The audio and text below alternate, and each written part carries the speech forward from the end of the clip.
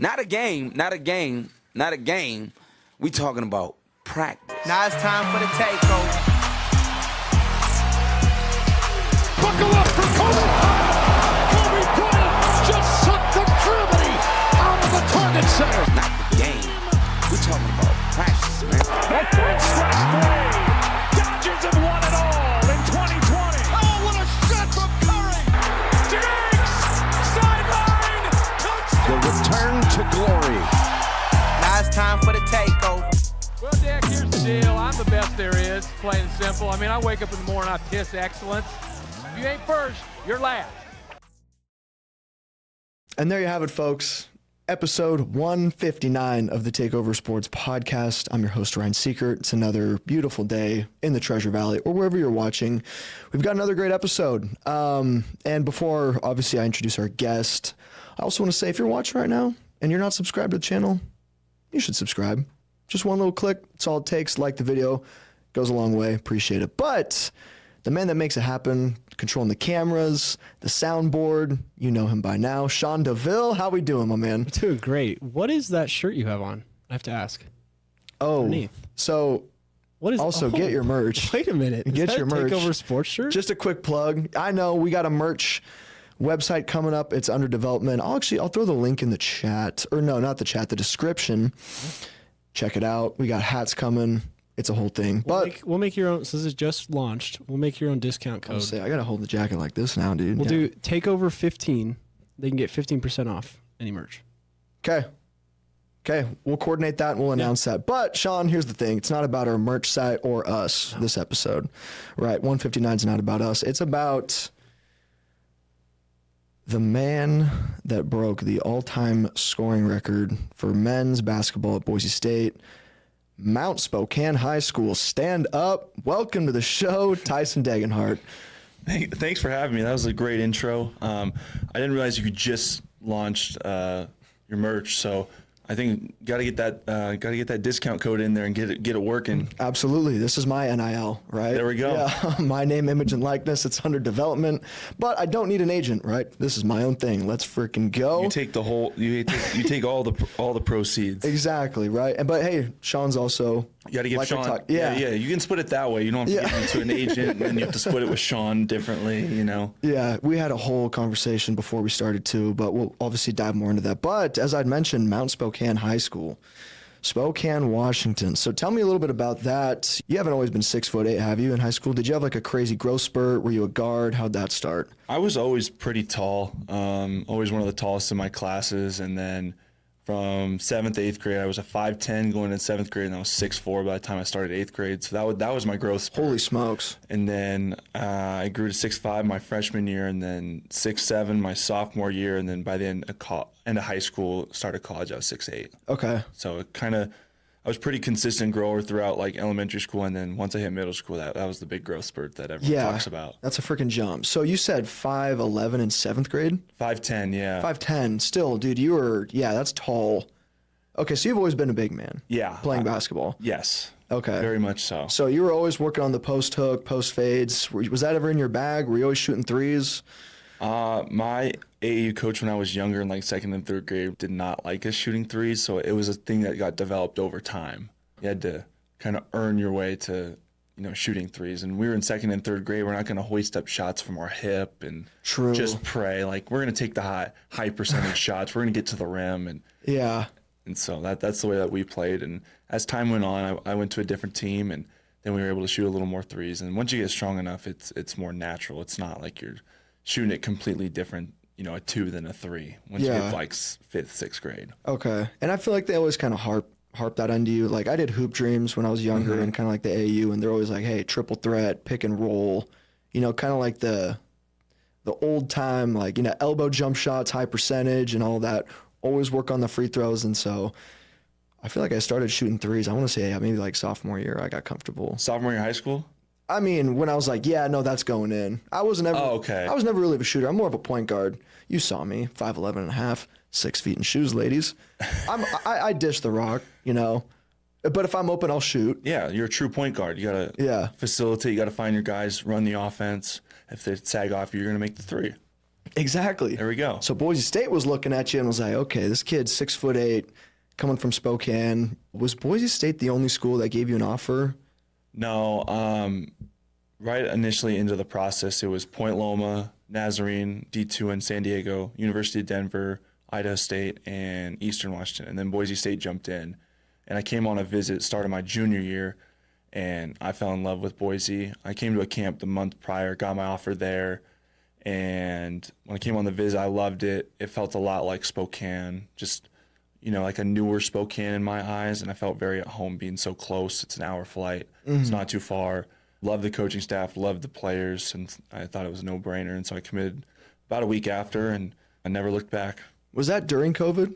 No, this was in 2019. So I came on my visit in September of 2019. So I have some old pictures from that visit. I got the long hair. I got some Jordan 1 mids that I wasn't too fond of now. It's either highs or lows. It's not Jordan 1 mids. Not the mids. Oh my goodness. Yeah, it was a tough look, but yeah, ever since then I haven't looked back and never questioned my decision to this school. I was going to say, yeah, it worked out pretty well. So, I think you made the right decision. I want to talk a little bit about your hometown. So how do you feel when people call it Spoke-Compton? Does that name ring true? In some parts, it's not the greatest. I wouldn't compare it to Compton or anything like that. Seems pretty aggressive, yeah. It seems a little aggressive, but it's kind of a nickname the city's gotten, and so I just kind of roll with it. Yeah. It's not like you're going to – there's some areas that you don't want to go to in the downtown area, but other than that, it's a great city. Okay. I enjoyed living there. I don't plan on moving back or anything like that. Really? I don't think so. Okay. My parents are going to move down here when they retire. My sister goes to school here, so I think they're going to plan on moving down here at some point. Okay, so your parents, when they went on the visit with you, they're like, okay, this might work for all of us. I think they were more inclined now that my sister goes to school here. They can come and see both of us rather than just, one of us here, one at a different school. It made it a lot easier. And every time they came, they just enjoyed it more and more. They enjoyed the downtown area, just being able to walk to restaurants, and they felt very comfortable down there. And nice. That was a big thing.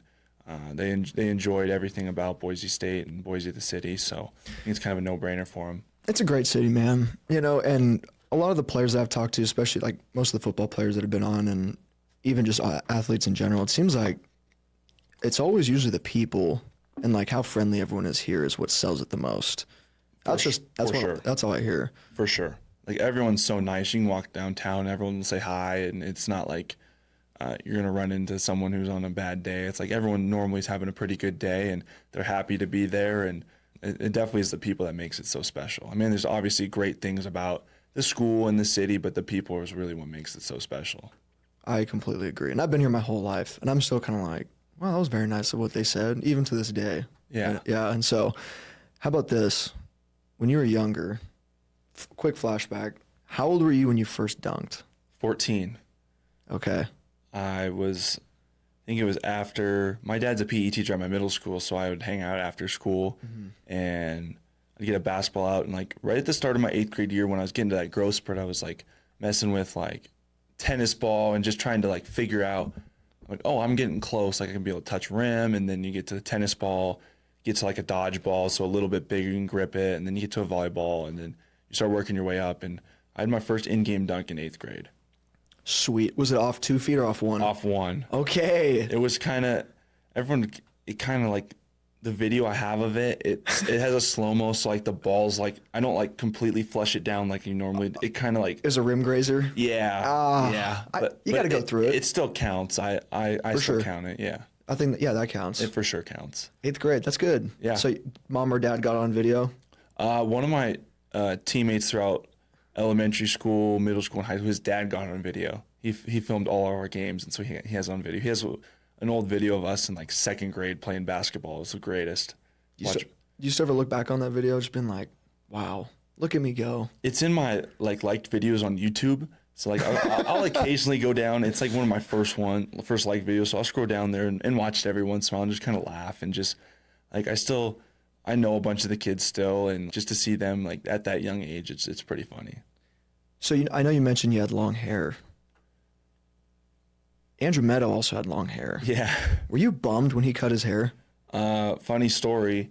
I walked into the facility the the morning after, and it's early. Like I'm going in there to shoot or whatever and eat breakfast, and I kind of look, and he's got his hood up. And when he normally had his hood up, he'd have like a hat backwards, so it'd keep his hair back. And then I see these kind of like the bangs in the front to about here, and he has his glasses on. I kind of look, I'm like, who is that? And I get closer, I'm like, oh, it's Meadow, and he pulled off his hood and he cut his hair, and it's like, no way. And that's exactly how everyone's reaction was the whole day. Like they were just shocked. So this was unannounced. He just was like, I'm gonna cut it. Yeah, I think he wanted to be more known for just his goggles and not necessarily the long hair. I think that's what he told me. He likes to be known for the goggles. Yeah. Yes. His signature. Dirt Rambus. Yes. Yeah. And I think he wanted to change it up a little bit too. I think long hair gets annoying, especially when you're playing basketball. You gotta keep it back, and it's a lot more maintenance on it. And so I don't blame him for that, because I told my high school teammates I'd cut my hair once I got to college, and it took me a while, but I did it. I did it on my last day of the summer and chopped it all off. Yeah, go back to Tyson Degenhart's picture with the long hair, because I was going to say, peak for peak, hair length between you and Meadow, you give him a good run. He's got me by a little bit on length, for sure. Length, yeah. But I do give him a good run. Because, I mean, dude, look at that one. That's the one, yeah. Oh, yeah, dude, So we took that my freshman summer, so before I cut my hair, because I went the whole summer, I was like, okay, this is kind of like my transition to college is like, okay, once I cut my hair, now I'm cutting college. Like it was kind of a learning period. I just wanted to keep it for a little bit. Didn't necessarily want to cut it. Mm-hmm. And then I was like, all right, I'm going to cut it the last day we're here, and haven't looked back since. So that's crazy. Yeah, that's crazy long. And I had long hair too, playing basketball. It's just, and then when you get the sweat in the eye, it's the worst. And you're like, it burns and you can't see. You get to that like length where it's like not long enough to like put into a pony or a bun or anything, and you have to wear this like headband, and it's just weird length, and you're just like, nah, I don't want to deal with that anymore. We got once you cut it, it's like you gotta let it go. Even sometimes like dead ball, I have to like readjust. Yeah, and right, you get tired of it. It's annoying. Yeah, it's one more thing you got to worry about on the court. Exactly. You don't want that. No. So you're obviously a hoops guy. You an NBA guy? You follow the NBA a lot? Not as much like during our season. It's, you're obviously like when you're watching games, you're going to watch college games because a lot of our conference is on national TV, so we're going to watch those. But now that our season's over and it's NBA playoffs, I'm definitely tuned in. Who's your GOAT? I'm curious. I'm a Jordan guy through and through. Wow. I was a Bron guy actually when I was younger. I always thought about him, and then when I watched The Last Dance, I was like, this Jordan guy, like, you just admire him so much for what he did in those like 8 years. And in the 2 in the middle, he played baseball. He won those 6 titles and was just incredible. Mm-hmm. And obviously I think LeBron's number 2. I think it's like, it's almost like a 1A, 1B, but I think Jordan's number 1. Okay. And you think it's because, one, the dominance? It was more, I mean, obviously LeBron's got the longevity. But I think just sheer dominance of like, I couldn't imagine what MJ would do in this era because it's such a different style of basketball. Mm-hmm. Like, obviously, I think if Michael Jordan understood he had to take 10 threes a game, I think he would adapt to that. But he was getting to the mid-range and having 30 points a game. So yeah, especially, could you imagine with him in social media? Man. I mean, you could also say about the longevity, like LeBron has today's technology to be able to play this. Health and nutrition's main factor. Like, I don't know what MJ's nutritionist was. He was a drinker. Sure, he gambled. Like he smoked. He liked a good cigar after a game. Golfed a ton. Yeah, he did golf a ton. You always hear those golf stories. He'd go out and play 36 holes and then give you 40, and you're like, how's this guy doing it? Yeah. Did you hear about his own course that he made, tailored to how he plays? Isn't it called like the Grove 23? And he's probably. I think he probably hits the ball a little. I would guess left to right because that's how most righties hit golf shots. I'm sure. Little fade, and I'm sure most holes are tailored that way. Yeah, just like the way his game is. So he'll be like, yeah, $100, I can beat you on this hole. But he knows exactly where his ball is going every single time. It's gonna end up in the fairway somehow, some way. He's just that competitive psychopath. Yeah, and also impact on the game. Crazy for sure. Like you watch. There was a movie about the Nike. What's that? Air? Yeah, that one. Shoe? Yeah, talking about like MJ's first shoe, like that. To have that kind of like greatness in just a shoe, and like people still wear it and still like collect them like that, that's pretty cool as well. Yeah. That's got to add to some legacy portion as well. Nike's where it's at because of it. For sure. Phil Knight had to take a huge jump on that. And Yep. Look where it ended up. Yeah, because God, that was a great movie too. Now that you bring that up, so okay, you're a Jordan guy. Yeah. Is it close, or are you just like no debate? It's close, but Okay. it's like close, but I think Jordan's firmly won. Okay, gotcha. Who'd be your third? I'm curious. I don't know. That's why I kind of just don't know, because there's arguments. There's like 10 guys. I mean, there's probably 15 guys you could squeeze into those next 8 spots, and that's where you can start a lot of controversies, like where you put everyone. So I don't do that. Yeah, Because you get people that are like, you see a lot of people that put Kobe outside their top 10, and they're like, okay, and then it starts a controversy. I'm like, I'm not getting into this. It's a rabbit hole. It's a rabbit hole. We do not need to get into this. Yeah. Not worth it. Not worth the time. Not worth the energy. I want to talk a little bit about obviously your basketball career. We can go back into that here. So, who's one player last 4 years that you've gone up against and you were like, oh, this guy's real? There's a couple. I mean, if you kind of go back, this year's Neat Clifford. He gave us the most trouble out of anyone this year. I mean, they went 3-0 against us. They were one shot away from the Sweet 16. Probably one of the hottest teams in the country from February into March. And he just does it all. He does it on both ends of the floor. He's going to have a great pro career. Kind of going back to like my freshman year, you got guys like David Roddy, who was a first-round pick out of Colorado State. And then like Graham Ike, I don't know how he has another year, but he's playing another year at Gonzaga next year. I just saw. Holy smokes. Those two come to mind. And then like you have guards like Isaiah Stevens and those guys who just see the floor so well, are so smart, and it makes it so much harder to play against. That home game against Colorado State, oh my Lord. Clifford could not miss. I'm sitting there, I'm like, Yeah. he had 40, right? 36, yeah. 30. In college, that's nuts. And it wasn't like he took 30 shots. I think he took like 20. Yeah. Maybe even like 19. I don't even remember what it was, but it was efficient. It was an efficient 36. It wasn't. Yeah. I was going to say, he went like 13 of 18. Yeah, it was efficient. He had like an and 1 threes. He'd get to the rim. He'd shoot bump fades. I mean, it didn't really matter what we Yeah. did. He was making shots, and that's sometimes how it goes. You get a guy to make their first couple, and it can be a long night from there. It's, all about momentum in basketball, too. You just kind of feel that, and he just double team, didn't matter, just bank. Or he'd pass it out, and another guy would make a three, and you're just like, all right. Frustrating. Yeah. I want to talk about your coach, Leon. The best. What's your favorite thing about Leon Rice? I think it's like he'll push you to be so great on the court, but then he's be an awesome person to know off the court. Like you're able to, like he'll be able to get on you during practice, but then after practice, he'd be a guy you go play 9 holes with on the golf course and just have a great time. Like he's just that kind of guy where he understands like he needs to push you to become the best version of yourself and will challenge you in different ways. But then off the court, he loves to, enjoy time just being like, not necessarily like friends, but like friends. Like he's gonna be a lifelong friend for me.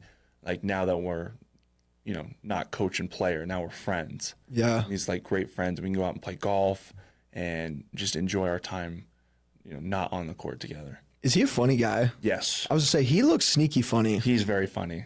Is he like dad jokes, or he has like a pretty good dry sense of humor? Like what?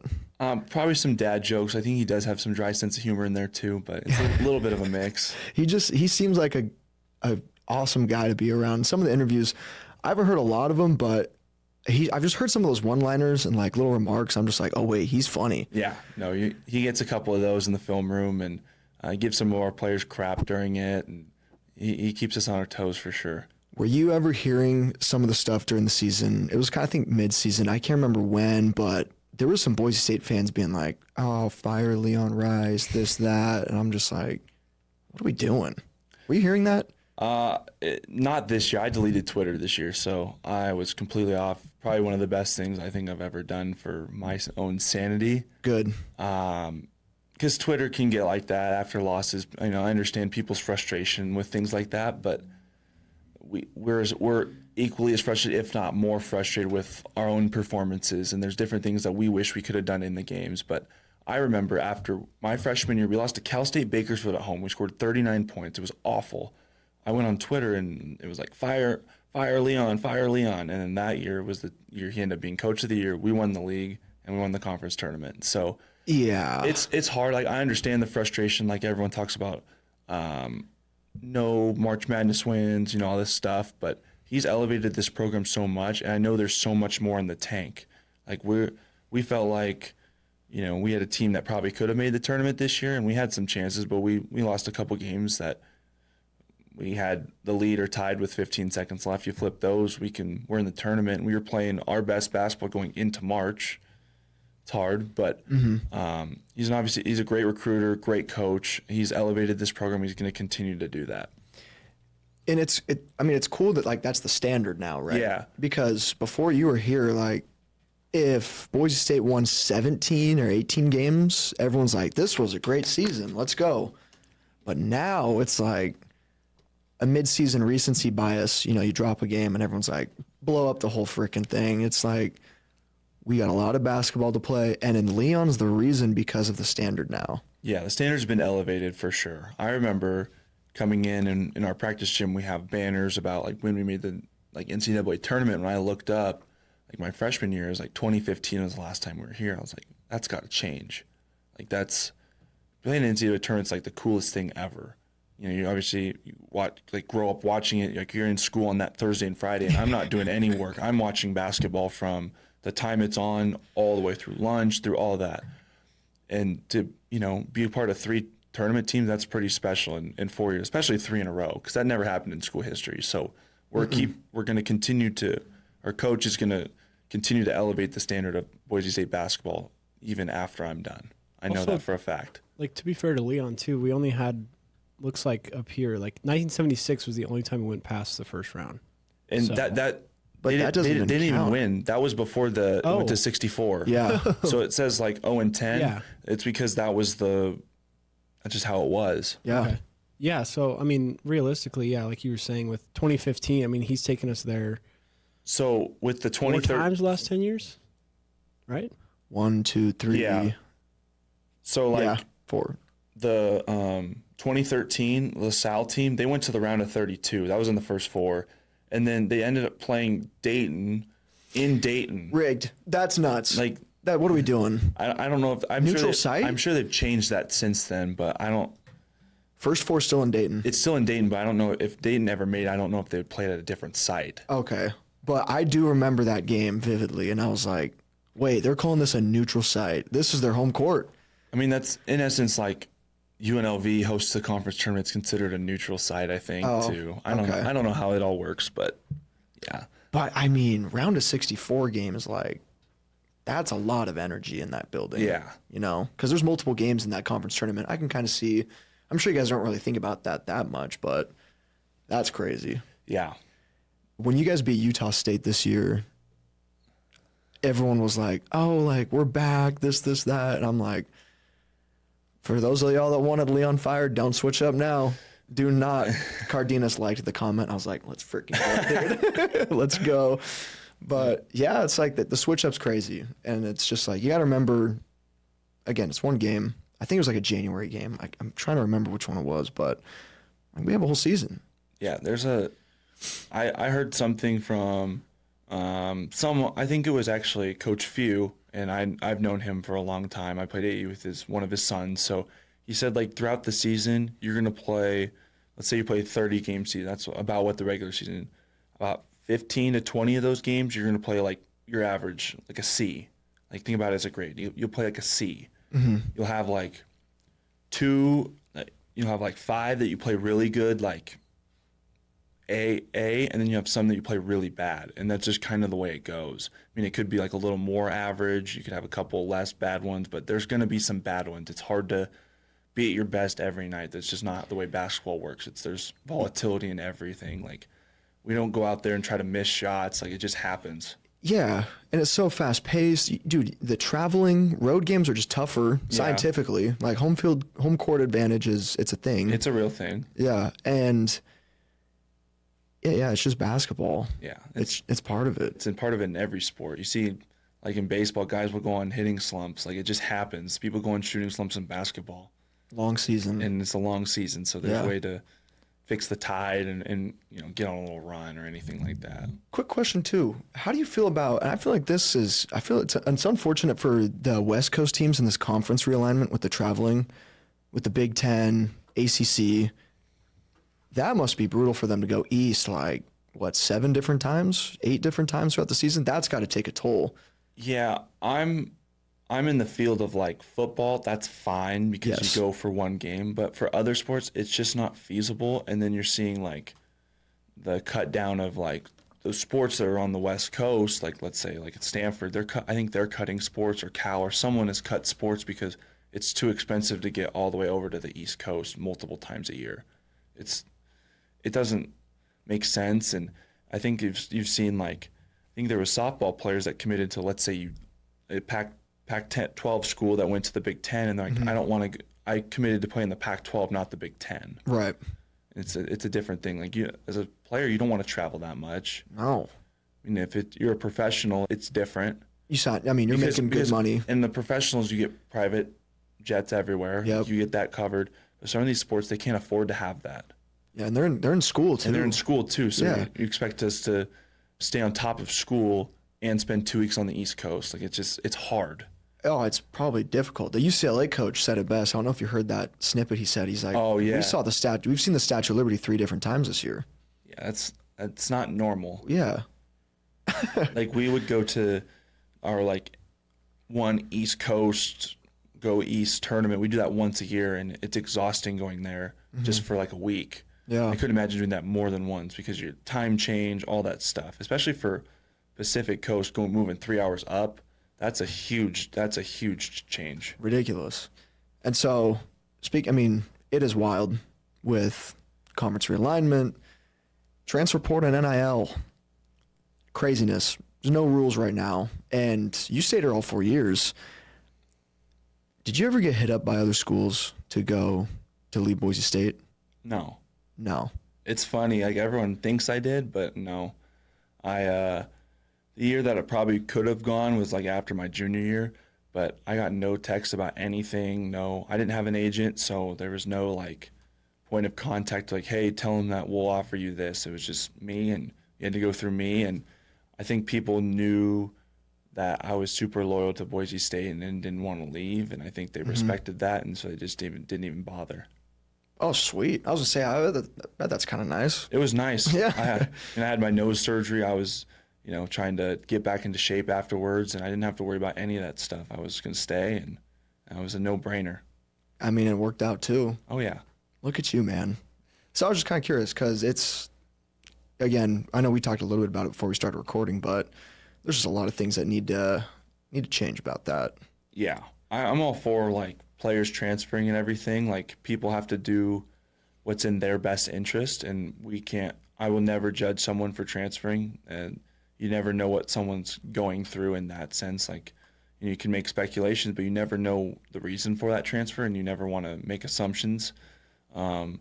I do think there needs to be some, like, salary cap or something like that to where, I think I saw yesterday Kentucky's NIL budget's like $20 million for basketball, not football, basketball. Wow. And you're like, you look at that, and that's a lot of money. I just don't know how that's going to be able to sustain throughout the next, I don't know how many years. Yeah. Because it's hard to buck up, like for these donors, it's like they got to buck up however much money each year. And then at some point it's like, what's it? We don't get like for these big teams. It's like, if they don't get a national championship, is it worth it? Yeah. Especially in a round of 64 and then the tournament. Do you think that has an effect with where we're at now? And I think the storm's officially here with all that. Do you think that's a reason that there were not as many upsets as usual because of these higher seeds are a little more put together with these transfers? And it's hard to tell. Yeah. I think everyone wanted like a Cinderella story. I think like it was like at one point, top 9, I think 8 of the top 9 teams on KenPom made the Elite 8. So the best teams were playing the best basketball at the right time. there wasn't as many upsets as previous years, but sometimes I think we get spoiled with Cinderella runs and stuff like that, and so we're so accustomed to it because it's happened so many times in the last 5 years where, like, oh, St. Peter's to the Elite Eight, like that didn't happen this year. No. Or like Oral Roberts in the COVID year, they made it to the Sweet 16. You have teams like that. Loyola Chicago in 2019. You have FDU who upset a 1 seed. Like, you just don't see that as much, and I think we got spoiled the last couple of years because I don't think that's a common occurrence. Yeah, but great basketball. That Final Four was historically good. Final Four was fantastic to watch. I think the Elite Eight was great to watch. True. Even some of the Sweet 16 games, like that was great basketball. And as a fan, that's all you could ever ask for is great basketball. Yeah, so it's kind of like a pick your poison, right? Because you don't like what happened with St. Peter's. They ran into North Carolina that year, and they just got steamrolled. Yeah, steamrolled. Sometimes that's the way it goes. Right. Like, do you want the Cinderella run to end like that, or do you want like really good basketball throughout the tournament? I think a lot of people would want close games, down to the wire, buzzer beaters. They want all that because that makes it exciting. You have to be engaged for the whole game. Yeah, I would say in a perfect world, in a perfect bracket that I would see, early upsets, then quality basketball towards the end. And I think we got a good mix of that. Yeah. Right? McNeese won. Colorado State got their victory. It was kind of cool to see a little bit of that. And then a 1-seeded Final Four, and it was just a slugfest. It was great basketball. It was fantastic to watch. And you had great basketball this year at Boise State because you were 584 points away from the record. Were you aware of that? Yeah. People would, the media would keep asking me about it. I'm like, you try to like take your mind off things like that because you can't score 5, like especially before the year. It's like you have 30-some games. You can't really worry about 584 points. Yeah. Like, you can obviously want it, but you can't worry about it. And so as I got closer and closer, people would ask me more and more about it. I'm like, I just want to win games. At the end of the day, that's what matters to me. And like, the more we won, the more games we played, the more chance I got to score. So the longer our season was going to be. Yeah. That's the way I approached it, and ended up working out pretty well. Very mature of you to say that too, and it's perfectly answered. I mean, it's a mental sport, right? Especially we were talking about, getting in the rhythm, shots off, and you don't want to be every game being like, oh, I need to average 19 points, like if I can get there, right? And then you're like, oh, wait, I'm thinking about myself, right? Yeah, you never want to think about yourself. You want the game to come to you a little bit, and like there may be some games where someone's hot and you got to find the shooter because, the defense might be so sucked in on that guy, another guy might be wide open. And so you just have to take how the game comes to you. And if you're thinking about yourself, you're doing it wrong. You're not doing your teammate. You're doing your teammates a disservice in your team, in my opinion, at least. I think you nailed it. I think that's 100% true. That's a 5-on-5 sport for a reason. Yeah, absolutely. But you did break the record. Does that mean anything to you? Have you reflected on that at all? I don't. It's really cool. I talked to Tanaka Beard either before this year or the previous year. I think it was before this year because he got inducted to the Boise State Hall of Fame in 24. So I think he was there before, and he told me to go get it. And just kind of the support I've had from him from afar has been really, really cool. And to put my name in the record books for a long time is pretty cool as well. Historic stuff, dude. I just wish it would, obviously you can look back and want more things and be like, oh, I wish it was in an NCAA tournament game, but you can't always control the outcome of things. You just got to keep putting your best foot forward. So, from the outside, looking on this roster now, who's next? Who's got the reins? Is it going to be Meadow, Peanut, RJ Keene? Who's the next dog? I think you're going to see a good mix of guys. I think we have, at least for the roster that I've seen right now, you got a lot of guys that can do it on different nights. I don't think you're going to have necessarily one guy that's going to be like, okay, this is your leading scorer. I think you're going to have a bunch of guys that'll hover around 12, 13, 14 points a game, and which makes it harder to guard because you got to pick your poison. One of these guys is going to be hot on any given night, and so it depends what you're going to do defensively. You're going to run Peanut off the line, you're going to run Meadow off the line. You can find Javen in the post. I mean, I haven't seen enough of Dylan Andrews and Drew Fielder, but those are guys that can get it done too. And RJ's going to come in. I know he's going to shoot it better. I've talked to him about it. He's going to shoot it better. He's going to keep doing his rebounding thing. But we got some great players on this roster, and I'm excited to see what they can do next year. Yeah, exciting getting Dylan Andrews, the UCLA guard. That's a great pickup. Who was the other name you said? Drew Fielder. He's from the area. He went to Rocky Mountain High School, but then he transferred to like Sunrise Christian for his senior year. He was at Georgetown and transfers back home. Okay, I was going to say, I feel like that name does sound familiar. Yeah. Cool. Exciting stuff, Bronco Nation. Yeah. A lot to look forward to next year for Boise State hoops. Yes. You're going to maybe make a trip back, or I guess you're living here, or I guess it depends on your future, Depends on the future, man. Yeah. Everything's kind of up in the air, but if I am able to make it back to a couple games, I'd love to, but it is a little harder. Boise's not that big of an airport, so it's harder to get to. It's not like Salt Lake, or I mean, you obviously can fly into Salt Lake and drive, but it's not like you can fly to it's not like an Atlanta airport where it's this huge hub. It's Mecca, yeah. Yeah. Well, so the NBA draft is coming up. What is the, I've been actually reading things. You could be potentially a second-round pick. Could. I just don't know. It's just kind of a waiting game. Got to go through the whole pre-draft process and do all that kind of stuff. But that's a little ways away. I'm not going to worry too much about it. I'm just going to keep doing me and getting better every day. So is the day-to-day right now just working out, eating right, talking to the right people, or I don't want to speak for you, but? No, that's basically it. It's, work out, make sure you're getting in shape, make sure you're working with the NBA balls, getting used to the NBA line, eating right, and then for me right now is just finishing school as well. Going to graduate in a couple weeks. Got to make sure I finish strong, because Yeah. you don't want to let anything slip right now that would hold you back from actually getting that diploma. Mm-hmm. Yeah. So they allow you to walk if you need like one more class, I think. I don't know the rules there. I think it's like if you need one more class, you're able to walk. But Okay. I want to walk and know I'm getting my diploma. Like done. Yeah, I want to be done with school. Like that paper needs to be coming to me once I walk that Yeah, stage. I need to be so certain all my grades are good, and it's not like I'm worried about my grades, but I just need to make sure I do myself justice and finish the school year strong.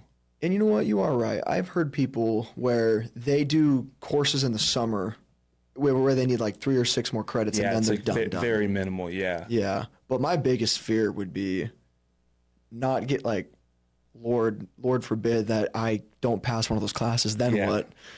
Do I have to re-enroll in fall? I don't know how that'd work. Yeah, not trying to think about Yeah, you know what? No, but let's not talk about that. We don't need to put that bad mojo in there right now. Yeah, absolutely. We're too close to finals week. Exactly. The checkered flag's right there. Sprint. It's coming up final lap, so it's near. Almost done. Almost done. I got a quick, I got a fun little segment, rapid fire. Okay. Some quick questions, kind of one-line answers. It could be one word, whatever. Tyson Degenhart, are you ready for rapid fire on the Takeover? Okay. Rapid fire over the last 4 years too, in your Boise State career as a student and as an athlete. One thing Leon Rice said to you that stuck with you forever. During one of the games this year, San Jose, I didn't take an open three and ended up being a bad possession. And that time I was kind of struggling from the three-point line. He's like, you need to take that shot because you not taking that shot is selfish. And I kind of sat there and thought about it. It's the first time out of the game, and he said that to me and kind of resonated with me. I'm like, okay, I need to shoot this because I'm open, I'm a good shooter, and it's best for our team. So that was that one this year. Ooh, that was deep. Yeah. All right. And your first time out of the game, and you're like, oh, yep, okay, I can do that. Set the tone, Leon. Yeah, because it ended up being a possession. I tried to drive by, got blocked, and it was just I think we ended up being a shot clock violation, and it was just a bad possession. So Gotcha. It definitely resonated with me. I still think about that to this day. Yeah, okay. Great start here. The most memorable thing a fan has ever DM'd you or said to you? There's quite a few that have happened, but there's one that this year I got some guy apparently bet my under for steals against New Mexico, and I hadn't got one, and I apparently on his parlay lost him $1,000, and I was like, I saw it and I'm like, I don't care. This is the truth. I don't care about I'm playing to win, and I don't care what any of that says. What is that? Why are you honestly, why are you gambling on college sports? That's not the Yeah. No, just don't do it. And you're DMing me you think what does he or they expect? Crazy. Funny though. Yeah, it's funny, but it's what do you expect?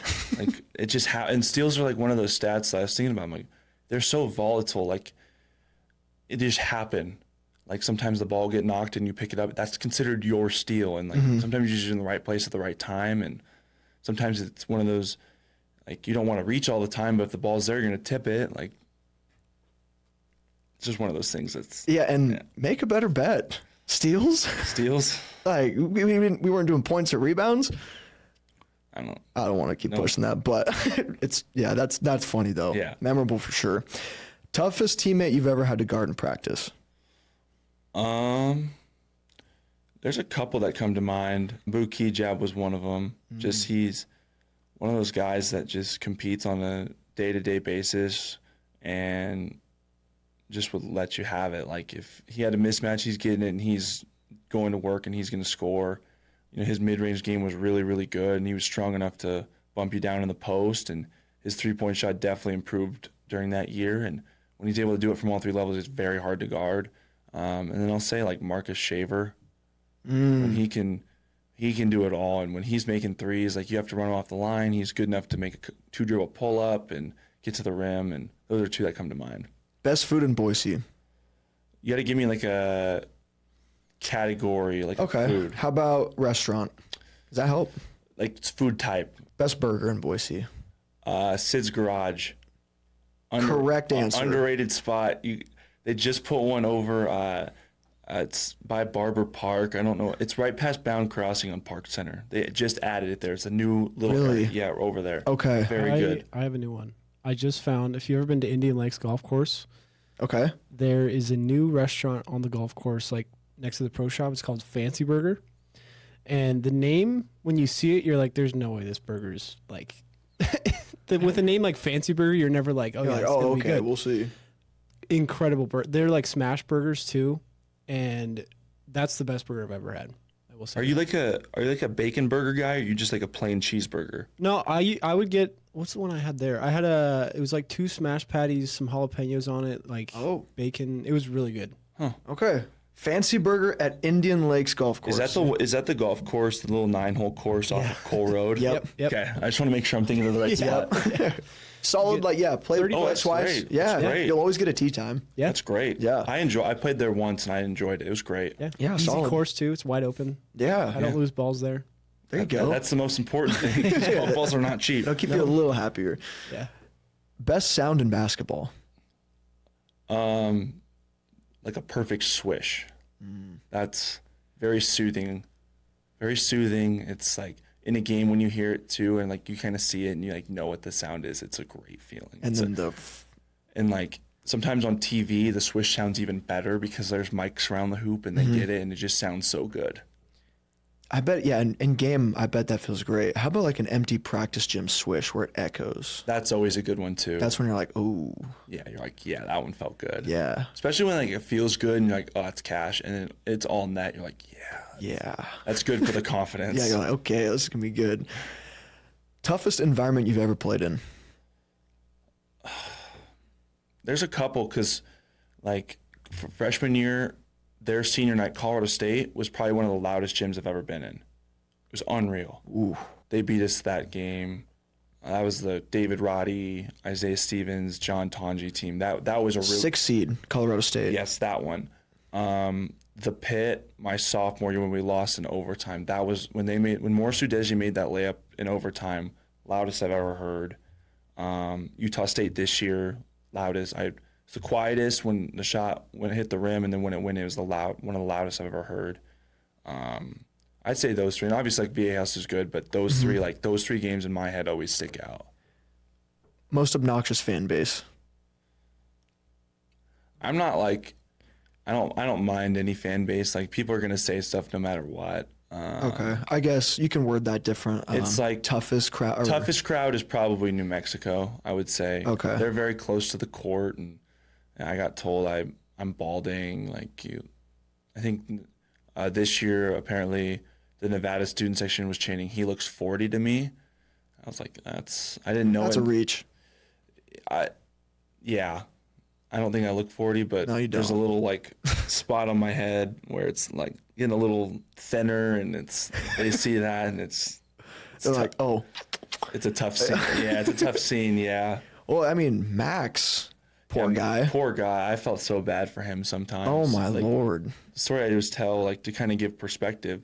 So at Utah State, at the 75-minute mark, students can come in. So 75 minutes before the game. So this is before a lot of guys, like, will shoot before games, and then at 60 minutes, a lot of teams will come out and start warming up. So at 75 minutes, the student section starts flooding in. And when Max would shoot a shot and it would go in, they would boo him. And when he'd miss and they'd cheer. Like, that's how, like, they cared so much about him. Oh, my Lord. Where was that at? New Mexico? No, Utah State. Oh, Logan. Yeah.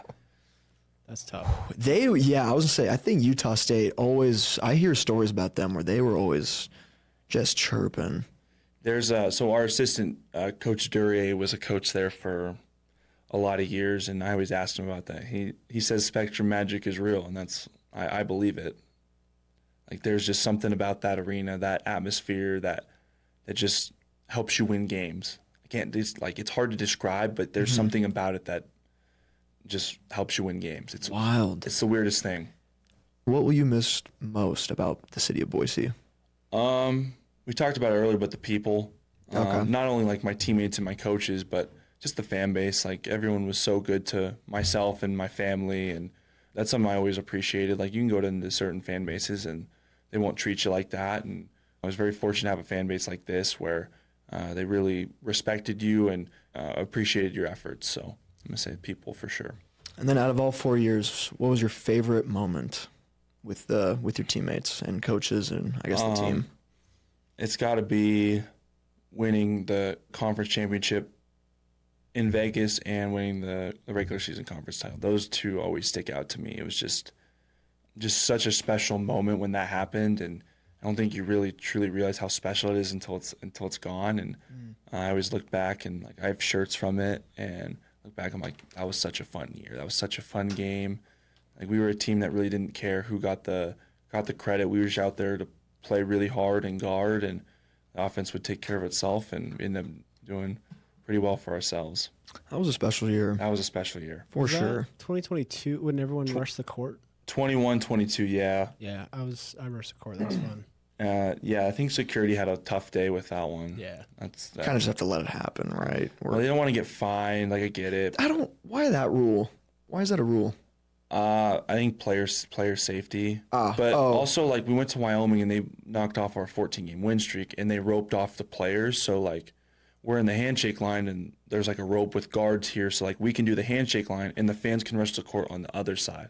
Then once we're off the court, they don't get there, which was great. Like, I didn't have to worry. That's how it should be. That's how it should be. Because Caitlin Clark got injured that one time. It's just there's too many things that can happen. Especially with social media now, you can get people with phones and go up, like, just be obnoxious this close to your face, and it's emotional. There's a lot going on. All the fights that have happened, like, it's just not worth it. Yeah. It is gross behavior.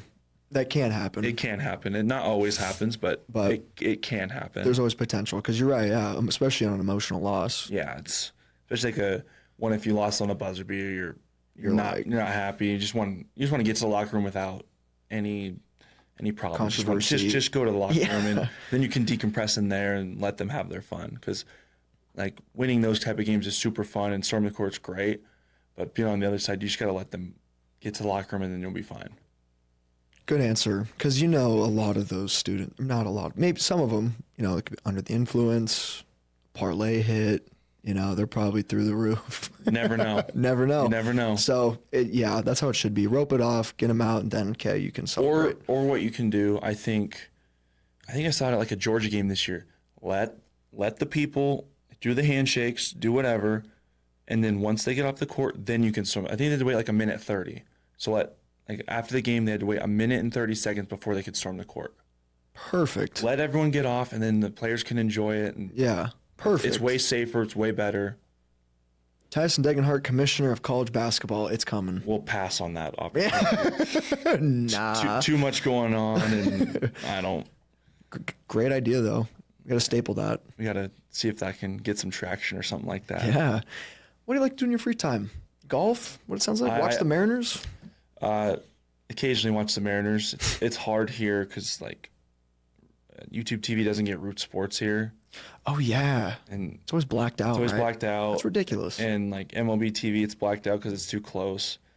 So occasionally, like on Apple TV, or if it's on FS1 or whatever, I'll watch. I'll scoreboard watch right now because it's early. We won today. We're 14-11. It's great.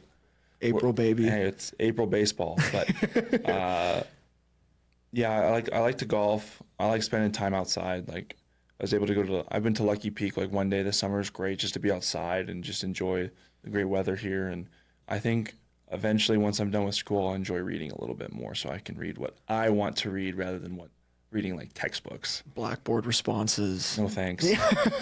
Pass. Yeah, I don't miss that at all. But, okay, what kind of books? I mean... I'm a finance major, so I'll read some finance books. I'll read some like personal growth books like Atomic Habits and Discipline is Destiny. Have been two that I've read. Just try to take one or two things from each book and just kind of continue to better myself and continue to learn things, because even though school's going to be over, it's like you got to continue to learn stuff. Yeah. You can't just sit there and like not learn stuff. Your brain's a muscle. You exactly. got to work it out. You got to keep working. You got to keep doing things to make sure it's at its tip-top shape. So what's your average golf score? What's your handicap? Gosh, at one point I got down to like an 11 handicap. I'm probably hovering like 18, 19 if I had to guess. Okay, so what? You're probably averaging... I'll break 100. I hover like par 72. I could probably give you today like a 94. Okay. So, I mean, are you happy about that? You feel like you're getting better? No, I try to go out there and have one birdie around. It's a good goal. And like I think I play better when I don't necessarily keep score. Like I probably could think back and like tell you what my score was, but I don't try to like write it down. And so every time I open up my scorecard, I look at it and start adding it up in my head. I'm like, all this stuff. Like, what did I do on 12? And you're on hole 15. You're like, it's behind you. It's like, who cares? Yeah. Just have someone else. I need to have someone else keep score for me and then think about it later. Leon can keep score for you. Like, Coach, I got a bogey there. He goes, yo, I know you did. I saw it. He always had eyes on me. Yeah. I guess wrapping up, any last message for Bronco Nation? I know I'm kind of putting you on the spot. No, you're good. I just want to say thanks to Bronco Nation. It's been an incredible 4 years, and 4 years I'll never forget. And just appreciate all your support throughout those 4 years, and just welcoming me with open arms, because that was a big reason why I came here, is the people, and just forever grateful for this place, and wish you guys nothing but the best. And you forever left a mark here and cemented a great, phenomenal legacy, dude. Seriously. I appreciate that. We were thankful to have you.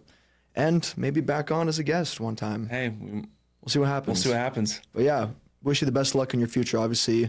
Always rooting for you. Tyson Degenhart, everyone. And we'll be wrapping up episode 159. Make sure, check out the merch website. Sean, any last remarks? Nope. Go Broncos. What's the promo code for the merch? Is it Takeover 15? Takeover 15. Get you 15% off for that beautiful shirt right there. There's some other colors too, and a hat as well. We got black, blue, white, and a hat. Okay. Be on the lookout. Well, we'll see you guys for episode 160. Y'all have a good one. Take it easy. Peace.